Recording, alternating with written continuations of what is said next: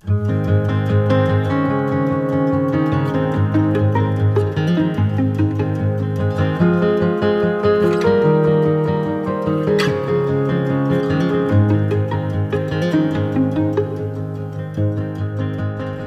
saya dalam berusaha itu, my word is my bond.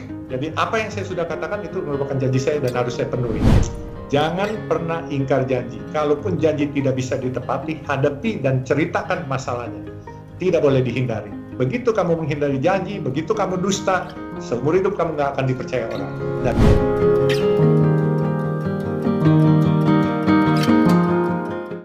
halo Detikers, kita jumpa kembali bersama saya Alexander Sudrajat.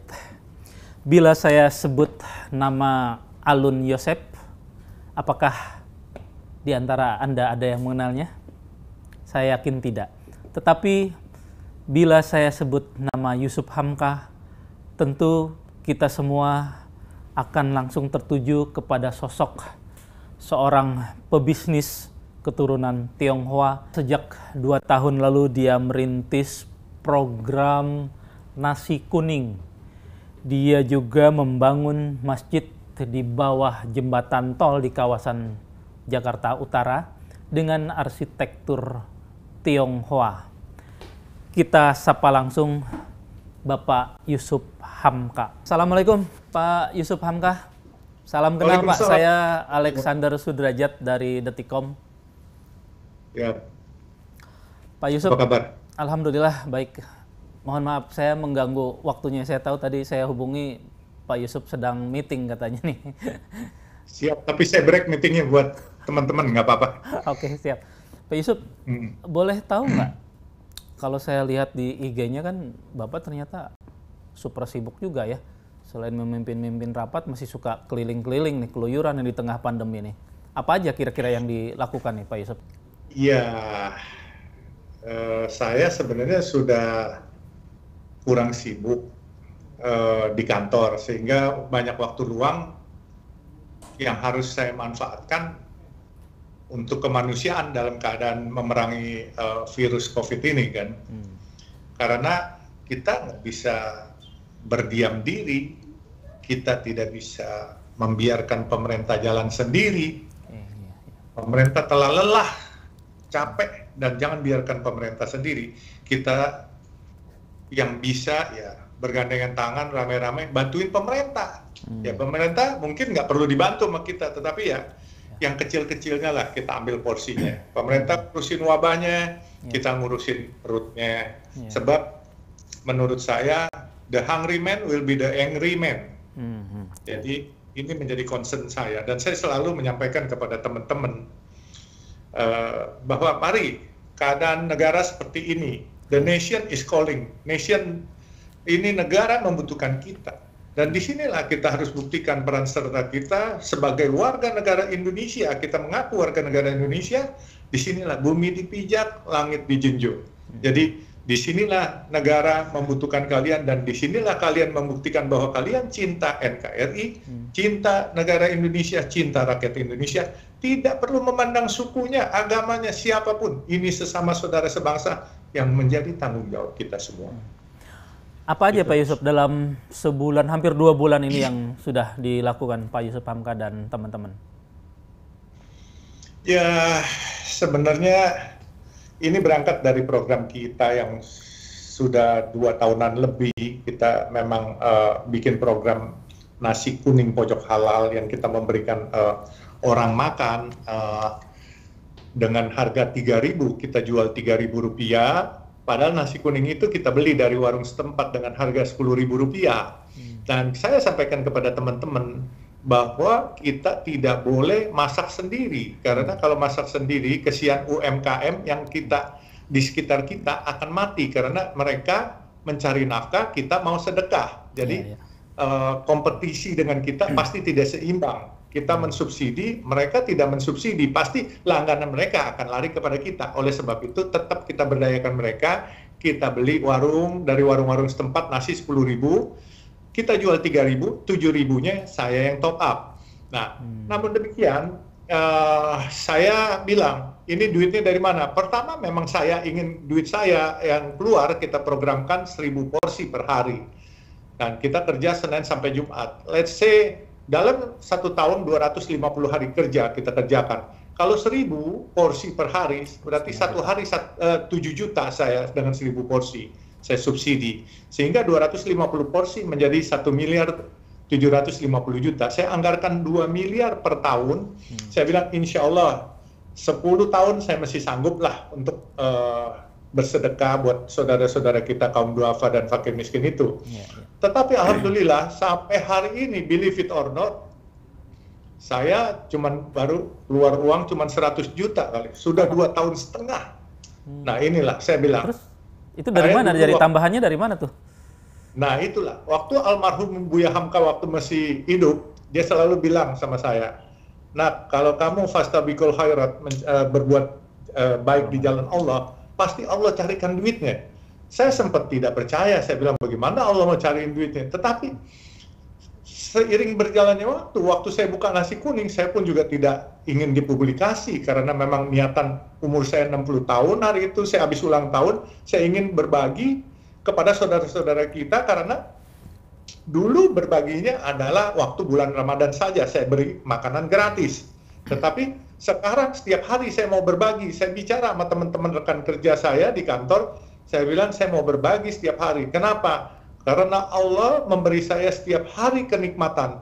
Dari oksigen dia berikan, saya pagi bangun bisa menghirup oksigen. Dari mata yang bisa melihat, dari hidung yang bisa mencium, lidah bisa mencicip, telinga yang bisa mendengar, tangan dan kaki masih bergerak. Itu kenikmatan dari Allah yang luar biasa, saya bilang.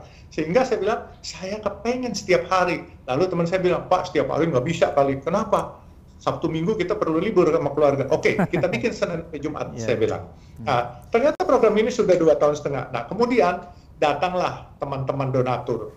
Donatur-donatur itu bukan hanya pengusaha, bahkan ada yang TNI Angkatan Laut, ada teman-teman dari kepolisian, itu donatur. Yang unik, teman-teman Angkatan Laut memberi 30 porsi nasi kuning setiap hari dari Kodamar, Komando Daerah Militer, markasnya di seberang kantor saya di Sunter. Itu setiap dia memberikan Selasa Jumat 30 porsi nasi kuning untuk dibagikan melalui saya. Terus teman-teman dari kepolisian itu Senin Kemis. Jadi setiap Senin dikirimin 1 juta. Kemis dikirimin 1 juta dari kepolisian Jakarta Utara. Jadi sesuatu yang luar biasa, menurut saya cukup baik ya. Kemudian ada artis datang, unik. Nah ini artis ini, saya sebut aja namanya, tapi saya sebelum sebut namanya saya ceritakan dulu. Satu hari datang, katanya orang itu waktu itu nasi kuning udah mau tutup. Saya pas udah naik ke atas, biasanya saya melayani. Terus ada kasih uang 5 juta. Saya bilang siapa? Anak-anak bilang itu loh, yang bintang film. Siapa namanya? El Manik katanya. Saya cari teleponnya, saya cari di Indosiar, saya minta tolong teleponnya. Akhirnya saya dapat teleponnya. Saya telepon, kebenaran saya kenal memang. Saya bilang, Bang, terima kasih sumbangannya. Abang repot-repot amat sampai nyumbang 5 juta, banyak sekali. Enggak, Yusuf katanya, aku nazar katanya. Semalam aku di rumah sakit, aku nonton katanya acara kau katanya. Itu di TV katanya, di Trans TV katanya, hitam putih katanya. Terus aku bernasar, ya Allah kalau badanku besok bisa bergerak, aku bisa pulang, aku akan langsung sedekah ke tempat itu. Alhamdulillah pagi-pagi katanya dia bangun, badannya bisa bergerak semua, dia bisa jalan normal. Jadi dia diperiksa dokter, penyakitnya hilang semua. Terus akhirnya banyak teman-teman dari umat Nasrani, umat Buddha, Kelenteng, terus juga ya dari teman-teman pengusaha. Jadi saling berlomba-lomba memberikan bantuan ke saya. Terus dia bilang, boleh nggak saya minta proposal? Saya bilang, saya buat proposal. Ini kan program anak kampung, anak-anak jalanan aja, ya iseng aja. Saya bilang, saya juga nggak ngarepin bantuan materi dari yang lain-lain, mau sedekah pribadi, ya kan, saya bilang gitu. Habis dia bilang, saya ikut deh katanya, boleh nggak? Boleh aja. Nah, akhirnya saya bilang, teman-teman kerja, rekan sekerja, utamakan uang orang dulu di sedekah, ini sedekah mereka. Saya belakangan nggak apa-apa, saya bilang. Nah, akhirnya mereka diutamakan, uangnya juga masih banyak. Akhirnya saya pikir, uang saya nih nggak kepake. Akhirnya saya bikin Masjid Baba Alun beberapa, insya Allah akhir tahun ini bisa 5 lah gitu. Sekarang donatur tetapnya di luar Pak Yusuf udah berapa untuk nasi kuning itu? nggak ada donatur tetap. Nggak ada. Saya nggak pernah minta. Iya. Mereka mau ngasih kita terima, nggak kasih kita pakai duit kita kalau Gitu. kita habis. Ternyata dikasih terus. Malah yang kemarin 2 minggu lalu kita dapat 2 orang kasih 25 juta, 25 juta.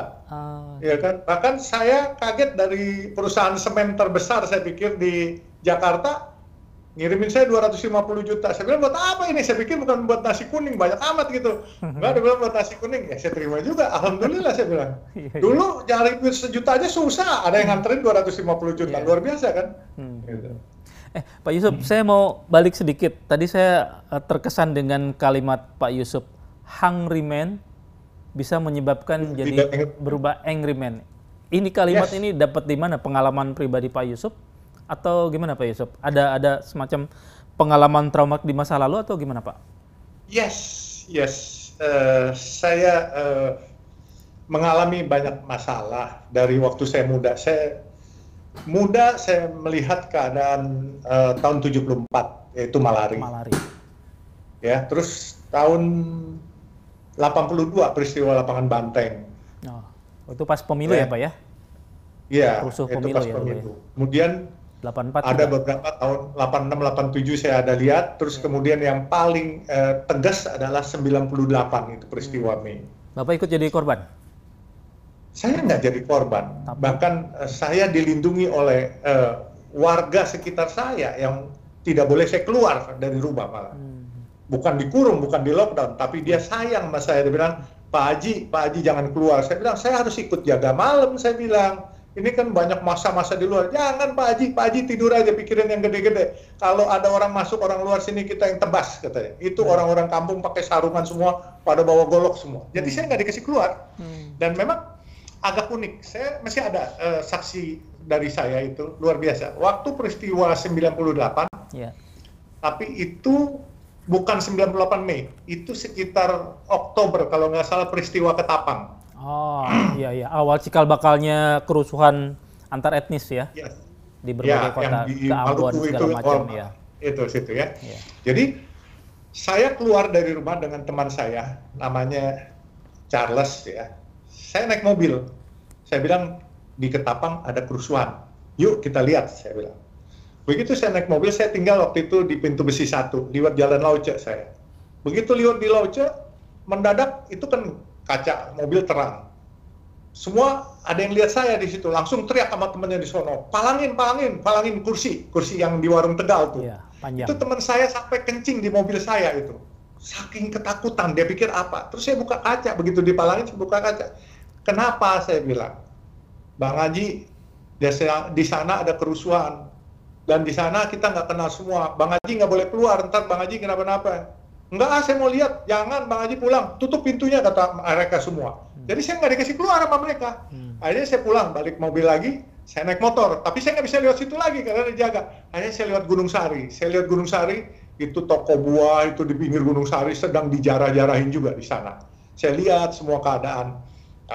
Saya bilang, ya keadaan begini, ini semua karena dulu menurut saya keadilan belum merata seperti sekarang, ya kan, ekonomi terpusat kepada beberapa orang sehingga mereka pada hungry dan nggak heran mereka angry.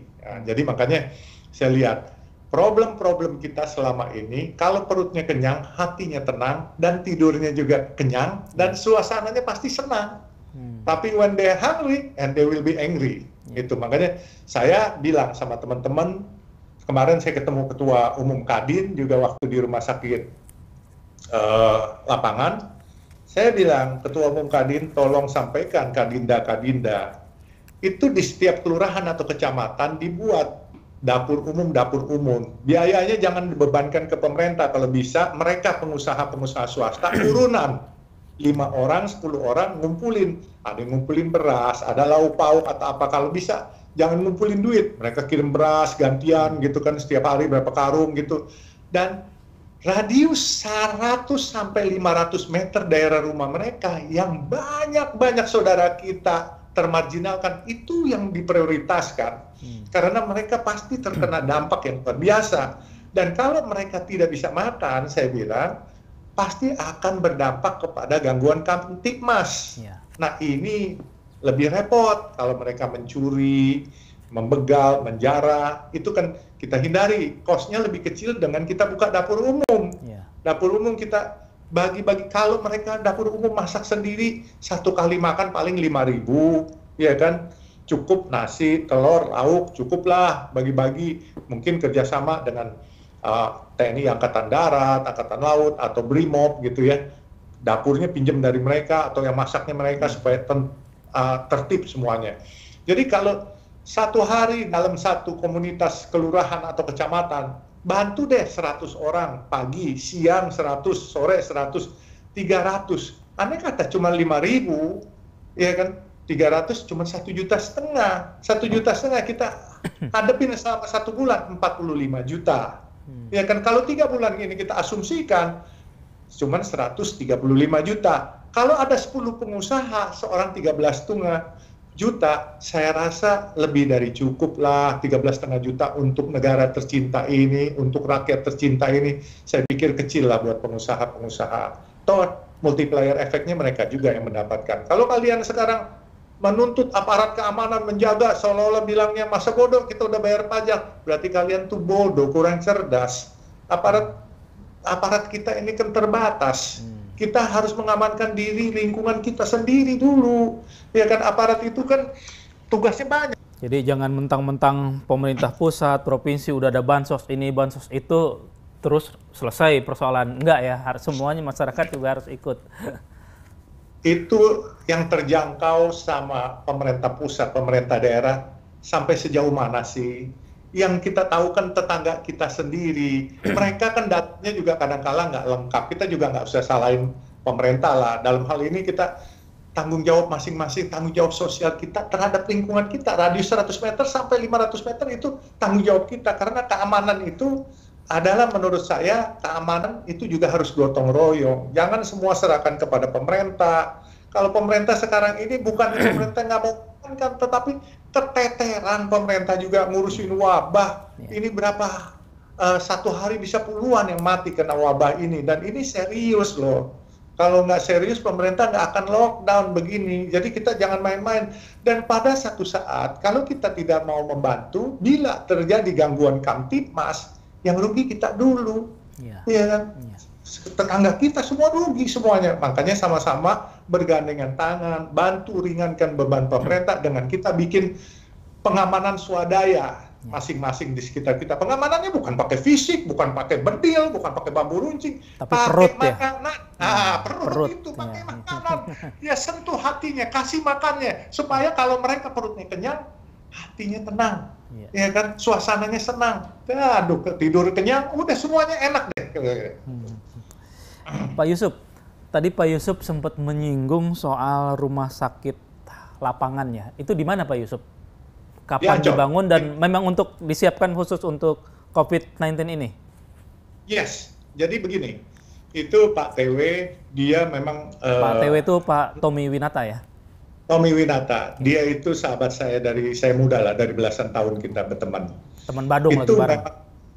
Sama-sama Bandung. Nakal-nakalan kita lah pokoknya, zaman-zaman muda lah. Nah, Pak TW itu dia instingnya luar biasa. Jadi 1 tahun terakhir 2018 akhir, dia bilang Arta Graha peduli, jangan bagi sembako dulu katanya. Jangan bagi sembako melulu katanya. Tapi coba pikirkan kesehatan masyarakat. Sehingga sebenarnya sudah well prepared Pak Tommy Winata ini, tetapi belum tahu untuk apa. Mendadak COVID, itu tenda-tendanya langsung dimodifikasi, semua disiapkan sebagai rumah sakit COVID, dan itu lebih diutamakan untuk mendiagnosis sahabat-sahabat warga Jakarta, terutama warga Jakarta Utara, yang terindikasi atau mempunyai kecurigaan badannya panas atau apa, untuk dibantu didiagnosis di situ.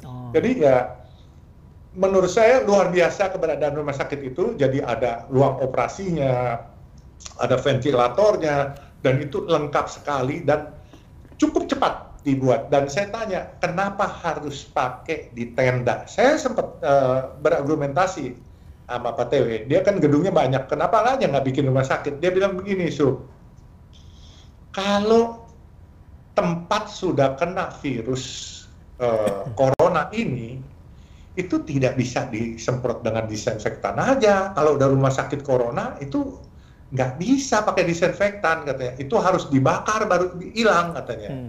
Oh, jadi bagaimana? Iya, kalau tenda kan gue bakar nggak seberapa ongkosnya, gue buang. Tapi kalau yang gedung kan sayang katanya. Ya udah bikin di sini aja deh katanya gitu. Jadi cukup tajam Pak Dewi punya pertimbangan gitu.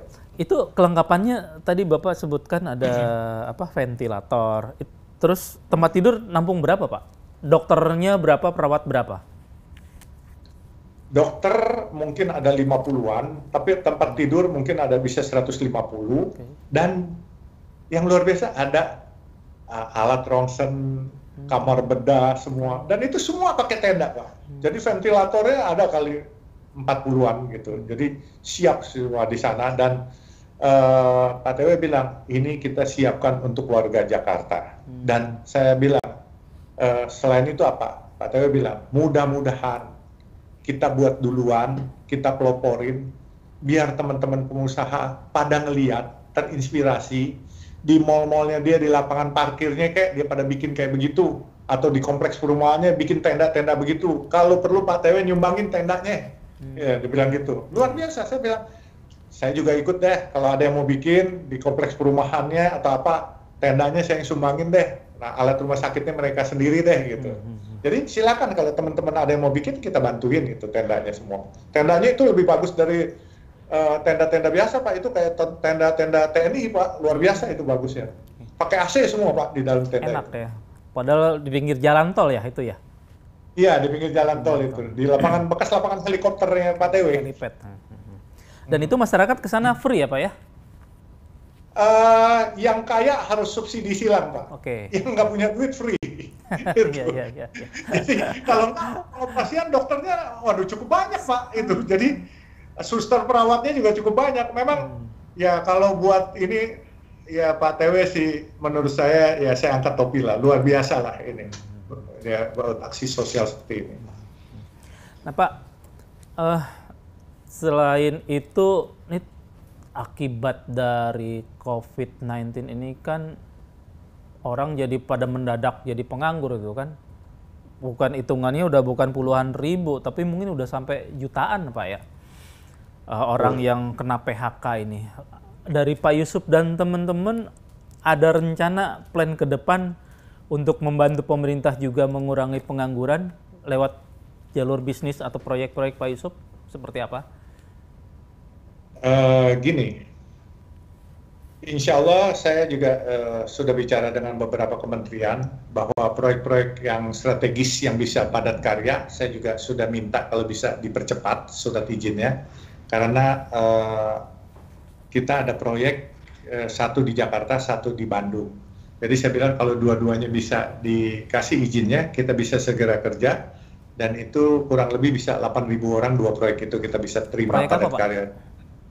Jalan tol, satu dari Harbor 2, satu lagi DNS Link di Bandung, gitu. Jadi kita bikin jalan tol, nanti dari Priuk ke Pluit non-stop itu di atas jalan kita, itu buat melayani truk-truk dari pelabuhan sampai ke jalan ke airport, ke Pelabuhan Cigading biasanya itu.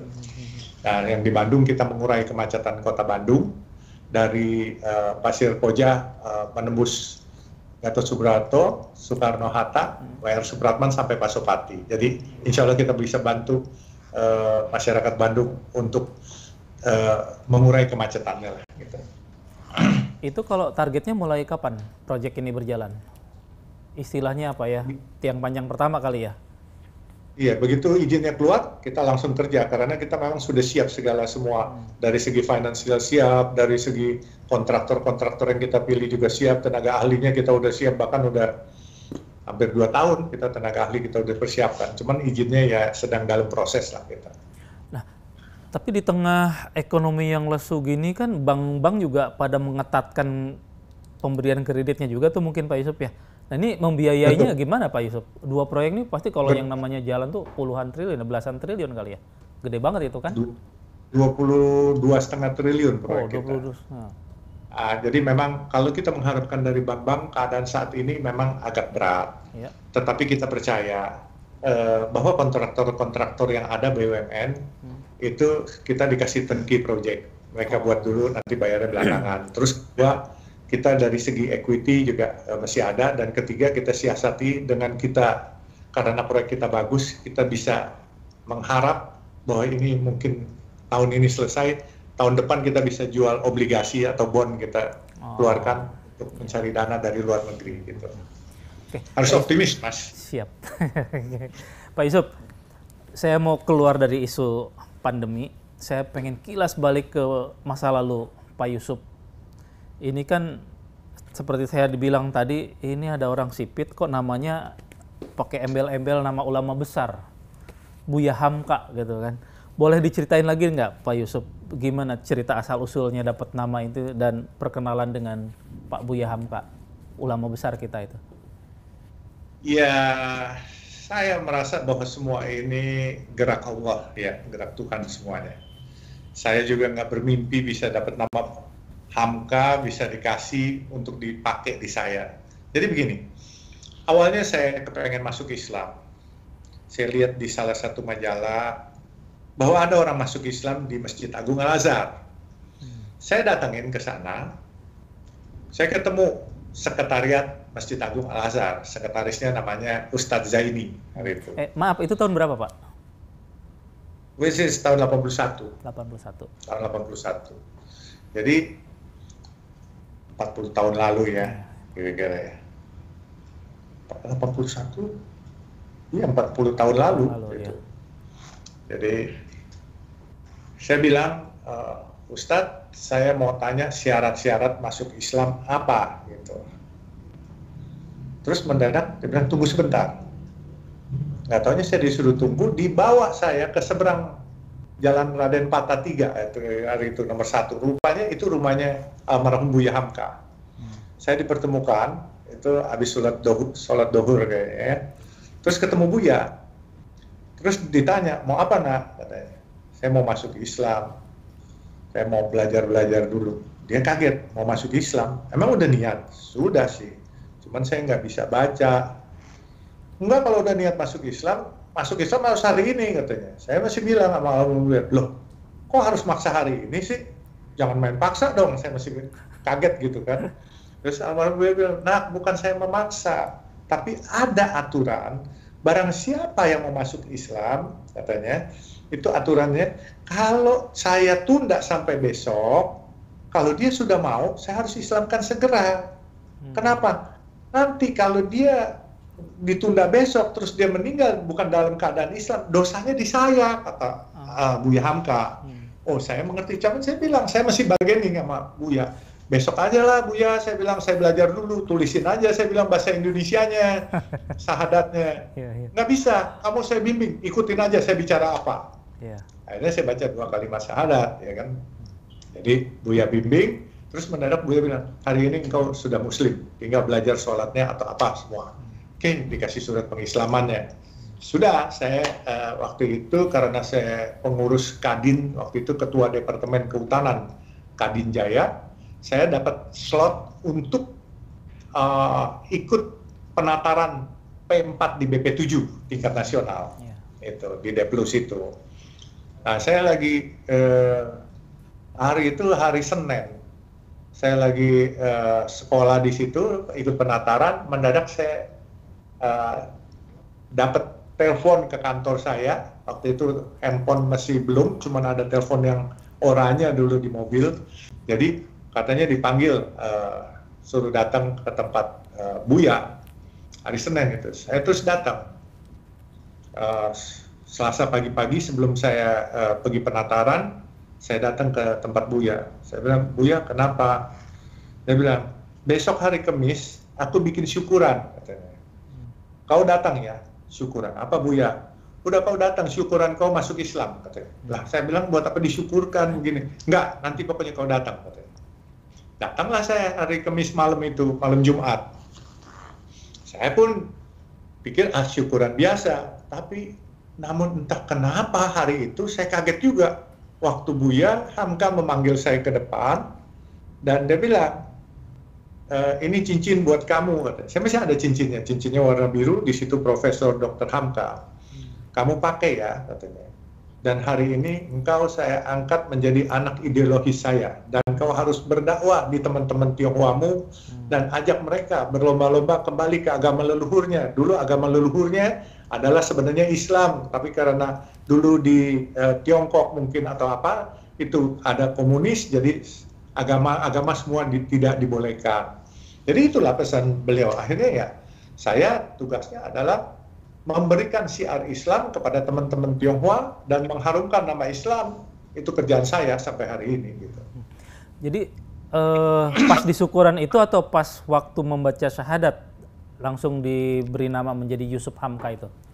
Pas di syukuran itu, Pak. Pas di syukuran. Jadi setelah 3 bulan setelah itu. Terus sebulan kemudian kalau nggak salah Buya meninggal. Oh. Nama jadi, aslinya Pak Yusuf siapa sih sebetulnya? Alun Yosep saya. Alun Yosep. Iya. Oh, itu yang kemudian masjid yang di kolong tol itu apa? Baba Alun. Baba Alun ya. Oh, oke. Iya, sebenarnya saya juga nggak mau pakai nama saya, itu teman-teman yang kasih nama itu sebenarnya. Saya mau pakai namanya Al Ikhlas atau apa, dia bilang nggak, unik nih masjidnya katanya. Jadi ya akhirnya mereka bilang udah Masjid Alun aja, Bapak Alun.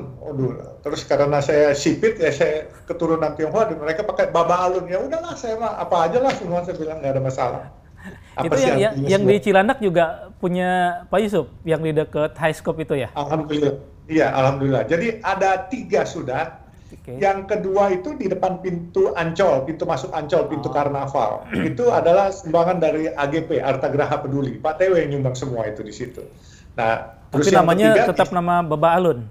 Baba Alun. Iya, Pak TW saya bilang pakai AGP aja, dia bilang enggak, pakai Baba Alun aja, tapi ada AGP-nya belakangnya. Ya udah, tapi itu 100% biaya dari Pak TW. Okay. Terus kita bikin yang ketiga di Depok Antasari, itu PT-nya saya yang bikin, yaitu Citra Waspodoa yang mengelola jalan tol Depok Antasari.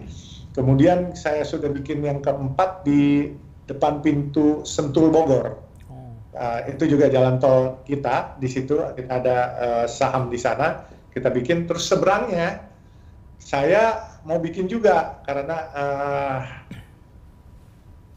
tempatnya, lokasinya bagus, tetapi ada teman pengusaha yang bilang boleh nggak saya yang bangun di sana. Oh, saya bilang boleh. Nah, luar biasanya teman ini bukan Muslim, jadi dia mau bangun juga gitu. Jadi 5 insya Allah akhir tahun ini gitu. Berarti proyek yang akan datang yang 2 juga nanti akan dibangunkan masjid juga tuh, disiapkan masjidnya juga. Yes. Dan itu memang buat masjid tanahnya itu. Oh, okay. Jadi ya kita bikin bagus lah, mudah-mudahan kan bermanfaat. Dan saya bilang kalau masjid yang saya bangun, saya mau arsitekturnya oriental. Bukan karena apa-apa, tetapi saya pikir kalau arsitektur yang biasa-biasa aja sekarang sudah tidak menjadi unik. Dengan arsitektur oriental, kemakmuran masjid itu bisa terjadi sendirinya karena tempatnya akan menjadi tujuan wisata religi, sehingga banyak orang yang datang, sehingga multiplier efeknya banyak juga UMKM yang ikut bisa berkembang di sekitar situ gitu. Pak Yusuf, beberapa hari lalu, pekan lalu, saya baca dan saya cek juga di IG, putri Pak Yusuf juga akhirnya masuk Islam gitu kan. Bayangan saya ketika Pak Yusuf sudah menjadi Muslim sebagai kepala rumah tangga, istri dan anak-anak otomatis masuk Islam. Ternyata enggak ya? Enggak. Itu memang Pak Yusuf membebaskan gitu? Saya cukup demokratis di dalam rumah tangga saya. Saya tidak pernah mau memaksa. Sebab ayah ibu saya pun juga seorang Kristen. Okay. Dia sangat sayang dan menghargai saya ketika saya masuk Islam. Jadi kalau anak-anak saya, keluarga saya ada yang mempercayai agama Kristen atau Buddha, saya juga tetap harus sayang kepada mereka. Karena saat ini nggak bisa kayak zaman dahulu kala main paksa. Anak-anak sekarang nggak bisa dipaksa. Dan semua, biarlah dia melihat sendiri apa yang terbaik buat dia. Kalau dia mempunyai keyakinan sebagai seorang Nasrani, silakan dia jalankan. Sebagai orang Buddhis, silakan dia jalankan. Tapi jadilah Buddhis yang baik, jadilah Nasrani yang baik. Kalau dia mau memilih menjadi seorang Muslim, jadilah Muslim yang baik, gitu. agama kan selalu mengajarkan kebaikan. Buat apa kalau dia mengaku seorang muslim tetapi perilakunya barbar, itu juga nggak baik. Mendingan biarkan proses seleksi alam yang akan menentukan dia. Buktinya, anak saya, putri saya yang sekian puluh tahun saya berusaha approach dia tidak pernah mau, tetapi setelah kemarin tanggal 11 Maret dia bicara sama saya, dia bilang saya mau masuk Islam. Saya kaget-kaget. Itu saya sampai mau nangis, tapi saya nggak mau nangis di depan anak saya. Saya terharu, saya kaget, saya bangga. Saya bilang, ya Allah, hidayah ini rupanya yang kau berikan, yang aku tunggu. Setelah aku memberi makan orang, dan kau kabulkan niatku, ini yang paling mahal. Ya kan, bukan harta yang kau berikan kepada aku yang paling mahal, tapi ini anak putriku, karena putriku satu-satunya dia bisa dapat hidayah luar biasa gitu ya. Nah, makanya saya bangga dan saya pikir luar biasa, dan ternyata dia sudah menjalankan puasa sejak hari pertama. Saya bilang, kamu kalau nggak sehat jangan puasa. Enggak, dari dulu memang sebenarnya sebelum dia muslim, kalau saya puasa, kami puasa, itu anak-anak suka ikut. Walaupun pertamanya saya suka bujuk dia, siapa yang ikut puasa per hari dapat honor, tapi honornya ditabungin buat lebaran kita pergi ke luar negeri, duitnya buat sangu gitu. Nah, kasih iming-iming gitu ya. Diiming-iming dulu lah. Ya, sekarang nggak perlu diiming-iming, malah dia berpuasa terus dia menyiapkan makanan buat saudara-saudara kita yang berbuka puasa. Bahkan dia tadi bicara sama saya mau bagi sembako ya katanya. Oh ya silakan, bantu saudara-saudara kita, saya bilang gitu. Jadi ya cukup unik lah keluarga kami, Pak. Putra-putrinya berapa sih Pak Yusuf? 3, Pak. Jadi 3, putri ya? pertama, 2 putra, saya Faisal, ya kan. Dia sudah menentukan dia sebagai muslim. Juga yang ketiga, dia masih bebas, dia belum menentukan. Ya sudah, saya bilang silakan aja, pelan-pelan toh juga. Kalau dia lihat perilaku kita baik, ya mudah-mudahan dia ikut. Kalau dia enggak juga ya sudah, dia pilih aja yang mana gitu. Tapi memang ya hidup ini aneh dan penuh kaget-kagetan. Banyak kaget-kagetan. Ya, hidup yang saya alami penuh kaget-kagetan. Dan semuanya saya percaya. Semua itu, apa yang kita tanam, itu yang kita tuai. Pak Yusuf, ada yang bilang Pak Yusuf ini disebut-sebut punya 3 atau 4 nyawa, Pak Yusuf. Karena Pak Yusuf itu katanya pernah, sebetulnya harusnya sudah almarhum, sudah lama. Ketika usia kecil pernah tenggelam di Ciliwung. Pas mau naik pesawat, pesawatnya nyaris jatuh. Kemudian beberapa waktu lalu tiba-tiba mobil Range Rover ya Pak Yusuf ya, kebakar itu ya. Itu boleh diceritain momen-momen itu yang mungkin ikut berpengaruh terhadap perjalanan rohani Pak Yusuf juga kali ya, kayak gitu-gitu tuh. Betul. Sebenarnya banyak juga hal-hal selain 3-4 peristiwa besar itu. Berapa kali saya banyak diselamatkan oleh Tuhan. Itu Allah menyelamatkan saya banyak, tapi yang besar-besar saya. Pertama waktu di Sungai Ciliwung itu di Jalan Veteran di seberang Es Ragusa itu. Seberang Es Ragusa. Istiqlal belakangnya itu ya. Ya, Istiqlal belakang. Itu kan kami biasa dengan teman-teman kalau pulang sekolah itu waktu itu masih SD. Kami nyambi dengan teman-teman ngambil dagangan di rumah orang tuanya teman saya. Dia buka dagangan es di Tekmos, es Mambo. Terus dia berdagang asongan, kacang yang dipakai di papan, terus pakai karet. Karetnya itu karet yang biasa dipakai oleh saudara-saudara kita penarik beca yang buat klaksonnya itu loh. Iya, itu karet hitam itu. Iya. Kalau dulu kan pakai kaleng susu ya bawahnya. Ya, itu juga pakai kaleng susu. Nah, akhirnya saya bawa itu dagang. Saya dagang es Mambo, satu tangan kanan Pak pegang termos, ini kacang di sini. Nah, di antara teman-teman yang dagang, rupanya karena mata saya sipit, jadi unik kali ya. Jadi, yang beli itu banyak kan saudara-saudara muslim kita, di orang-orang yang habis sembahyang situ ya. Jadi pada saya tawarin, dan kebanyakan mereka saya mau kembaliin duitnya. Nggak usah dah buat kamu, katanya. Mungkin mereka sambil sedekah buat saya hari itu kan, gitu kan, karena dia lihat saya dagang asongan gitu. Ya pada saat dagangan habis semua, yang ngumpulin duit paling banyak, untungnya banyak saya karena dapat tipnya kembalian itu. Nah anak-anak suruh saya traktir, saya traktir nih, saya bilang kita nyewa ban, kita berenang di kali, nah, di Kali Ciliwung itu kita berenang. Nah rupanya ada yang lebih senior, gue dulu yang pakai, katanya. Saya bilang nggak bisa dong, duit gue, ya kan, yang untung gue dulu, karena habis gue baru lu, saya bilang gitu. Begitu saya pakai, dia kesel, dia dorong. Saya kagak bisa berenang hari itu, masih umur 10 tahun kali. Saya teriak-teriak hari itu, wah takut, karena itu kan di situ ada pintu air, itu akan ke bawah ke Ciliwung itu. Waktu saya lagi teriak-teriak itu, seorang tukang semir itu, dia nggak pakai baju, dia pakai celana pendek, dia lompat, terus dia dorong saya itu. Terus saya nangis, saya ingat, saya ketakutan sekali, saya nangis, sampai saya keluarin duit saya, dagangan kan udah habis, saya bilang ini buat kamu, dia nggak mau, saya bilang kita jadi teman aja, katanya. Namanya si Jabir, itu dia seorang gelandangan, dia nggak punya rumah, dia tidur di emperan toko semuanya. Nah saya juga nggak punya apa-apa hari itu, juga nggak bisa kasih dia rumah hari itu. Nah, akhirnya kita berteman, tapi mendadak entah kemana, ya pertemanan lambat laut, kita masing-masing sendiri-sendiri, saya nggak ketemu.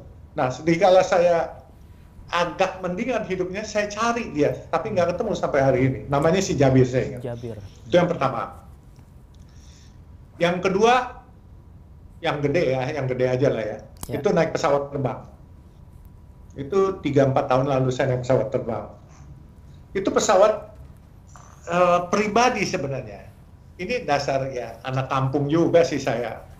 Ditawarin temen. Gue ada pesawat pribadi tuh, katanya. Mau pakai nggak lo, katanya. Pakai buat apa? Nggak, gue masih harus nanti jamnya kepake berapa hari lagi, harus servis. Sebelum servis nih jamnya masih panjang nih, pakai aja nih. Saya bilang, kalau bayar gue kagak mau. Kagak bayar, katanya. Lo pakai aja kemana? Saya bilang, ayo deh ajak keluarga saya ke Maldives. Ajak ke Maldives 2 hari atau 3 hari kita ke sana. Nah waktu pulang dari Maldives, itu di atas Jambi kalau nggak salah, di atas Jambi itu saya lagi ngobrol sama istri saya, anak saya juga lagi ngobrol sama anak saya, yang satu anak saya yang paling kecil nggak ikut. Jadi putri saya dengan putra saya lagi ngobrol, mendadak bunyi, kenceng begitu. Kita diam semua. Ada apa ini? Saya bilang. Terus. Tapi nggak ada badai juga waktu itu? Nggak ada badai. Terus pilot mesti di depan, terus pramugari kagak berani ngomong. Saya bilang pramugarinya, kita cuma satu pesawat itu berempat. Saya bilang ada apa yang terjadi? Saya minta terus terang apa? Ternyata itu udah mendesis, angin masuk dari atas itu, gitu. Kacanya udah crack, pecah. Terus istri saya bilang, Pak, katanya, kita duduk sama anak-anak deh. Saya bilang nggak usah, berdoa masing-masing pokoknya. Saya bilang, udah nasibnya kalau memang udah di atas, kalau udah harus dipanggil pulang, kita pulang, udah selesai. Berdoa, nggak usah pakai ngumpul, nggak usah pakai apa. Semua diam 1000 bahasa. Anak saya juga diam semua. Dia bilang, bahaya. Tadinya pilot seharusnya landing di Jambi situ, di tengah laut. Tetapi pilot meneruskan karena masih bisa, katanya. Itu tinggi dari 36.000 kaki, 26.000 kaki menjadi 10.000 kaki. Terus itu, kita kaget semua, tapi ya berjalan pelan. Nah, akhirnya begitu sampai di Halim, cobaan lagi, yaitu waktu itu ada rombongan presiden baru dari Jawa Timur. Jadi sudah mendarat padahal rombongan presiden. Tetapi biasanya kalau presiden mendarat, itu tetap harus jeda dulu, nggak boleh orang landing selama 30 menit kalau nggak salah, atau 45 menit, itu SOP-nya. Jadi akhirnya sudah kita pilot teriak Mayday, Mayday, minta tolong, itu nggak dilayani oleh kepala airport di sana, karena mungkin SOP-nya kita juga nggak salahin. Tapi kan sebenarnya ini kan bahaya. Akhirnya kami muter-muter di TBC Matupang, Halim, TBC Matupang, Halim, ada 10 kali. Di situ kebenaran ada gedung 165 kalau nggak salah, itu yang ada dia punya sebuah logonya Allah gitu. Allah, Saya bilang, ya ilah, kok gue ngelihat Allah lagi. Apa udah mau jadi tamunya pulang ya sekarang ya gitu. Udah begitu. Ya udahlah, lillahi ta'ala aja. Udah turun, mendadak naik lagi. Sudah turun, naik lagi disuruh, nggak boleh landing. Akhirnya ke 10 kali muter, akhirnya landing. Aduh, semua tenang, semua kaget, semua ya sempat marah, sempat kecewa. Teman saya bilang, ini semua cobaan Allah. Allah menguji kita dan mengingatkan kita banyak hal mungkin yang kita perlu perbaiki. Akhirnya saya pulang, saya ketemu anak saya ceritain, yang kecil itu, yang dia nggak ikut, dia nangis. Coba bayangkan dia akan jadi yatim piatu, semua saya satu keluarga dipanggil pergi misalnya kalau ada apa-apa, dia tinggal seorang diri. Betapa nggak kaget anak itu waktu itu baru Batangkara ya. Iya, Batangkara. Nah, jadi saya bilang itu pun dicoba lagi. Lalu yang ketiga, itu saya lagi let's say Januari tanggal 22 kalau nggak salah itu. Tahun ini? Iya, tahun ini. Saya dengan supir saya, mobil ini malamnya baru saya pakai, lalu saya pergi ke supermarket Arion di Rawamangun. Gitu. Saya ke sana karena saya lagi ada mau makan di sana, makan. Terus sudah kelar, saya pulang. Saya telepon putra saya, dia masih di kantor Citra Marga. Dia bilang, tunggu papa ya 10 menit. Terus mendadak di depan Pulau Mas, supir saya bilang, Pak, ini kok nyala indikator lampunya? Oh ya? Saya bilang. Terus, coba, saya bilang gitu. Saya coba masukin alat deh di situ, soalnya biasanya kan ada alatnya yang mesti di switch on off-nya. Tahu-tahu mendadak sebelum saya masukin alat itu, Pak, ini mati lampunya semua. Loh, diinjak rem kagak bisa ngerem. Waduh. Langsung saya ambil inisiatif, saya buka dulu pintunya. Untung pintunya model congkel central lock-nya. Saya congkel, mesti terbuka nih pintu. Saya bilang aman. Saya bilang, bagaimana nih nggak bisa ngerem? Nah, di sebelum gudang garam itu ada trotoar. Saya bilang, tabrakin trotoar. Tapi jalan masih kencang. Saya bilang, jangan ditabrakin trotoar. Masih kencang, di depan masih lowong. Biarin aja dia berhenti sendiri. Akhirnya berhenti sendiri di pinggir jalan di depan gudang garam. Nah, waktu berhenti saya buka pintu. Oh, masih terbuka. Saya lihat, bukan lihat, ada orang teriak-teriak naik motor. Api. Saya bilang saya nggak lihat api. Coba buka kap motornya. Saya bilang sama supir. Saya kan biasa duduk di depan, nggak di belakang. Jadi kita sama-sama buka kap motor. Begitu buka udah ada api. Saya turun. Saya bilang selamatkan barang-barang kalau bisa, kalau nggak bisa tinggal. Terus rupanya satpam gudang garam berusaha ambil air apa segala nyiremin. Terus saya bilang nggak bisa lah, percuma, ini udah gerak Tuhan. Emang udah kehendaknya, udah takdir, saya bilang. Saya bilang sama supir saya, kamu tunggu sampai selesai, syukur-syukur ada pemadam kebakaran, nggak ada, ya udah nggak apa-apa, liatin aja. Pokoknya saya terus panggil ojek, saya bilang, Pak masih pakai aplikasi, gua kagak ngerti aplikasi, udah deket situ mau nggak, nih duitnya gua kasih gitu. Akhirnya saya naik ojek 2 km, saya bilang, nih gua kasih duitnya mau nggak? Udah, oh iya Pak 2 km mau, dia 2 km diantar saya cuma monitor aja, ya akhirnya mobil pemadam kebakaran datang, disemprot, ya mobilnya sudah rusak lah ceritanya. Teman saya bersyukurnya gini, Allah masih sayang sama saya. Kalau hari itu saya di jalan tol, pasti saya udah ditabrak mobil-mobil lain. Karena itu mobil nggak bisa berhenti. Begitu berhenti, orang-orang nabrak itu beruntun pasti. Dan itu selesai di atas jalan tol, pasti udah, ya mungkin kalaupun nggak meninggal, luka bakar atau segala macam lah. Dan untung aja itu masih bisa kebuka. Kalau nggak bisa kebuka, kami di dalam itu susah Pak. Mecahin kaca mobil kelihatan gampang, tapi itu elastis, susah sekali. Nah ini makanya saya bilang sama teman-teman. Dan anak saya waktu saya ketemu di kantor, kan saya naik ojek karena mau ketemu anak saya, putra saya. Dia bilang kebakaran ya katanya ini. Iya, saya bilang, nangis dia pelokin saya. Nggak apa-apa, minum. Saya bilang udahlah nggak apa-apa. Ini Tuhan sedang menguji, saya bilang, perbaiki diri kalian, perbaiki diri Papa juga harus perbaiki, pasti banyak ada kekurangan yang diingatkan Tuhan. Betul aja. Jadi mungkin sudah dikasih tanda-tanda, saya makin agresif, kerja sosial makin banyak, baik, sehingga kita jalan terus program kita dan kita selalu menebarkan kebaikan, kemanusiaan, apakah itu jual sembako, saya jual loh Pak, sengaja saya jual, karena apa? Saya nggak mau kasih gratis. Kalau kasih gratis, orang yang nggak pengen pun juga mau ikut ngambil. Orang yang nggak perlu pun ikut ngambil. Tapi kalau saya jual, itu khusus orang yang butuh. Barang 25.000, saya jual 5.000 sembako. Cuman ya kemarin, karena menyangkut ada maklumat Kapolri, ya akhirnya kepolisian minta kita jangan dikumpulin. Ya. Akhirnya kita door to door, datang ke kolong-kolong tol, kita bagi-bagiin kerjasama dengan Koramil, Babinsa, dan Kodim, dan polisi gitu. Dan mungkin nanti selanjutnya dengan NU, Muhammadiyah, FPI, kita sama-sama kita akan operasi, apa sih orang bilang, operasi Ramadan lah ibaratnya. Jadi kita akan sambil perbaiki masjid, sambil perbaiki musola di kolong-kolong tol, sambil kita bawa sembako, dan bahkan kita berencana pengen bikin dapur umum gitu, tapi bekerja sama dengan aparatnya supaya nggak disalahin nantinya gitu. Nih Pak, tadi dengar kisah Bapak yang sangat dramatis itu ya, kayaknya ajal tuh udah tinggal tek gitu ya, Bapak wassalam. Tapi ternyata Bapak bilang ya Tuhan Allah Subhanahu Wa Taala masih sayang ke Bapak. Ini saya jadi punya pikiran jahil. Kenapa ya Allah begitu sayang sama Pak Yusuf? Atau jangan-jangan sebetulnya gini, ada dosa-dosa besar atau kesalahan-kesalahan besar yang pernah dilakukan oleh Pak Yusuf, mungkin di masa muda, masa remaja, yang Allah kasih kesempatan, ayo Yusuf, tobat sekarang sebelum gua betul-betul cabut nyawa lo gitu kan. Pak Yusuf boleh nggak? Nah, ini nama programnya belak-belakan kebetulan ini. Kita cerita apa kira-kira dosa besar yang pernah dilakukan Pak Yusuf nih?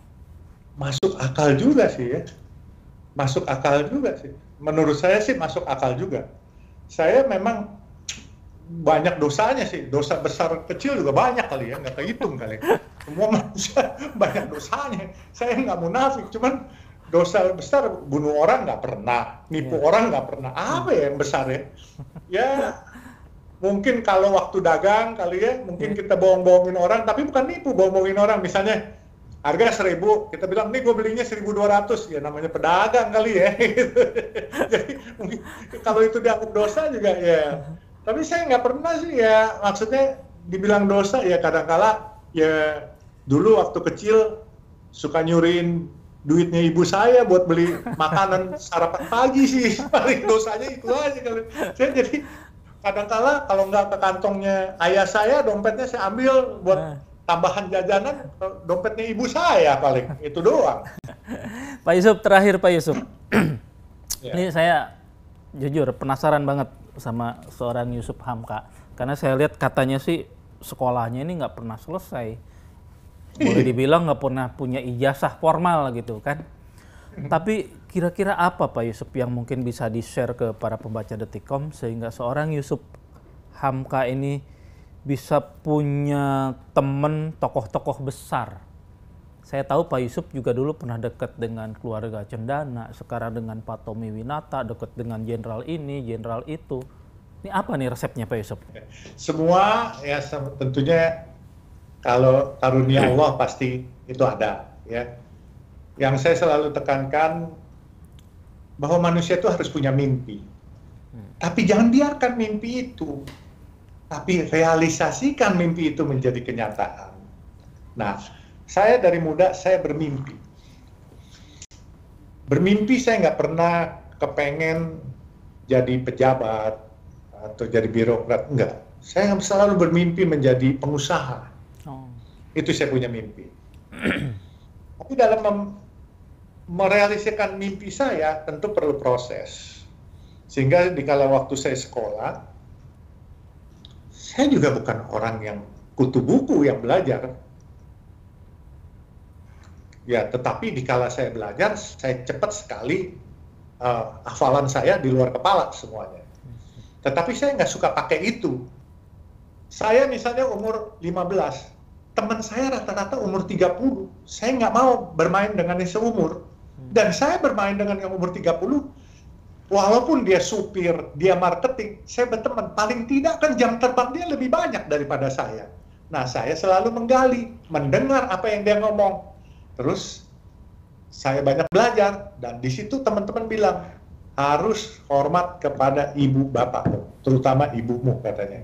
Itu saya banyak kenal teman tentara dari muda, apa semua, polisi, pejabat-pejabat, selalu dicamkannya, hormat sama ibu bapakmu, sayang pokoknya, jangan kualat gitu. Memang dari kecil itu saya perjalanan saya hidup pahit lah. Saya masuk penjara beberapa kali, tapi saya bukan mencuri. Saya bukan mencuri, tapi saya beberapa kena masalah politik lah. 74 peristiwa malari karena saya masih di jalan, kena jam malam, saya ditangkap. 82 peristiwa lapangan banteng, padahal saya ngamanin kampung saya, karena orang-orang lihat di situ di foto-foto sama Intel, katanya masa kok bisa ikut saya usir dari kampung saya. Ya kebenaran saya bilang saya Muslim, nggak bisa, nih jangan-jangan masa kamu. Diinterogasi lah saya 1 minggu ditahan di Polda situ. Ya lepas lagi. Terus 86 atau 87, saya buat kebulatan tekad di DPR MPR, pulang pun saya ditangkap lagi. Ya banyak lah. 3-4 kali lah selama hidup ditangkap masuk penjara, ya sampai seminggu, belum jadi narapidana sih, nggak sampai sidang sih. Mungkin karena aparat teman-teman itu melihat saya kasihan, atau mungkin juga karena saya sebenarnya nggak ada salahnya, tapi dia zolim aja sama saya, ya udahlah. Tapi saya juga nggak balas, nggak marah, ya udah. Buat saya makin membuat saya jadi tough, jadi ulet gitu. Nah, jujur hidup saya ini ya seperti saya bilang. Saya waktu kecil mendampingi ibu saya dagang nasi kuning. Itu berarti kan dibantu sama orang dengan dibeli nasi kuningnya, sehingga saya bisa dapat uang jajan mendingan ya dari ibu saya. Terus kemudian setelah saya pulang sekolah di Jakarta, saya suka dagang kepada saudara-saudara Muslim kita di Masjid Istiqlal. Kembaliannya kadang-kala ada 1.000-2.000 dia nggak ambil. 1.000-2.000 kan buat kami anak kecil itu luar biasa besar Pak itu. Nah, buat mereka yang udah cari uang mungkin kecil, tapi buat kami besar.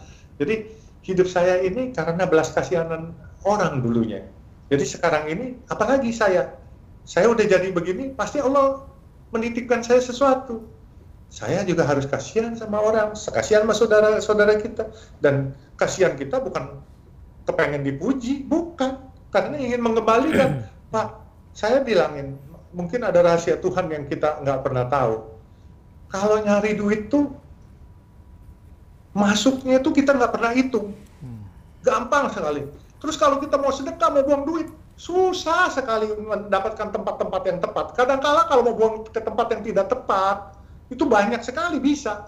Tapi kadang-kala kalau kita buat yang nggak tepat, nanti takutnya kesian orang-orang yang membutuhkan nggak kebagian, gitu. Nah jadi makanya dalam perjalanan saya sih, kalau Bapak tanya, kenapa sih saya bisa berteman di sana sini? Semua diterima, karena seperti Bapak bilang saya sukses. Saya sendiri nggak berasa saya sukses hari ini. Saya emang biasa-biasa aja. Bapak bilang saya hebat, saya biasa aja, saya nggak hebat. Pakaian saya juga masih kayak dulu, saya pakai celana jeans, pakai baju yang ala kadarnya. Bapak pakai jas, masih lebih keren. Saya makan juga di pinggir jalan, kaki 5, saya kagak masalah. Ya kan? Saya jalan sekarang cuma nama supir menjadi kebutuhan. Saya nggak pernah punya pengawal, tidak punya ajudan. Padahal saya di jalan tol, Pak. Mobil PJR di sini ada kali 100 biji, Pak. Saya tidak pernah memanfaatkan mobil PJR untuk jadi forader saya. Ya kan? Buat saya dalam berusaha itu, my word is my bond. Jadi apa yang saya sudah katakan itu merupakan janji saya dan harus saya penuhi. Jadi saya selalu katakan kepada anak-anak saya bilang, jangan pernah ingkar janji. Kalaupun janji tidak bisa ditepati, hadapi dan ceritakan masalahnya. Tidak boleh dihindari. Begitu kamu menghindari janji, begitu kamu dusta, seumur hidup kamu nggak akan dipercaya orang. Dan saya hari ini karena saya tidak pernah ingkar janji. Saya dikasih amanah apa, semua saya penuhi, dan selalu saya lebih banyak menganggap diri saya bodoh daripada menganggap diri saya pintar. Jadi kalau kita menganggap diri kita tidak pandai, insya Allah kita akan jadi pandai. Tapi kalau kita mendadak menganggap diri kita paling pandai, insya Allah diri kita adalah yang paling goblok sedunia itu. Karena orang nggak akan ngajarin kita, dan kita tidak pernah mau belajar. Itu kuncinya, Pak. Pak Yusuf Hamkah, terima kasih sudah berkenan berbagi kisah hidup, termasuk juga sejumlah pelajaran hidup yang bisa kami petik. Insya Allah kita kalau ada waktu Tuhan berkenan, Allah Subhanahu Wa Taala berkenan, kita bisa jumpa setelah wabah ini berlalu ya, Pak Yusuf Hamkah. Ya. Kita terima kasih banyak. Siap Pak Yusuf. Padahal kita jadwalnya 30 menit loh ya aslinya. Jadi lebih, hampir 1 jam lebih ya. Oke, Assalamualaikum Pak Yusuf Hamkah. Waalaikumsalam warahmatullahi wabarakatuh. Salam buat teman-teman ya. Waalaikumsalam, sampaikan Pak.